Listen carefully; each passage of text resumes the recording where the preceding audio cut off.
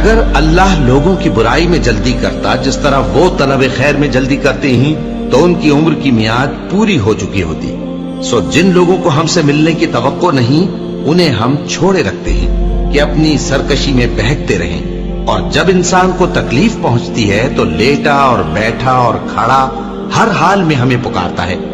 پھر جب ہم اس تکلیف کو اس سے دور کر دیتے ہیں تو بے لحاظ ہو جاتا اور اس طرح گزر جاتا ہے کہ گویا کسی تکلیف کے پہنچنے پر ہمیں کبھی پکارا ہی نہ تھا۔ اسی طرح حد سے نکل جانے والوں کو ان کے اعمال آراستہ کر کے دکھائے گئے ہیں، اور تم سے پہلے ہم کئی امتوں کو جب انہوں نے ظلم کیا ہلاک کر چکی ہیں، اور ان کے پاس پیغمبر کھلی نشانیاں لے کر آئے مگر وہ ایسے نہ تھے کہ ایمان لاتے۔ ہم گناہگاروں کو اسی طرح بدلہ دیا کرتے ہیں۔ پھر ہم نے ان کے بعد تم لوگوں کو ملک میں خلیفہ بنایا تاکہ دیکھیں کہ تم کیسے کام کرتے ہو، اور جب ان کو ہماری آیتیں پڑھ کر سنائی جاتی ہیں تو جن لوگوں کو ہم سے ملنے کی امید نہیں وہ کہتے ہیں کہ یا تو اس کے سوا کوئی اور قرآن بنا لاؤ یا اس کو بدل دو۔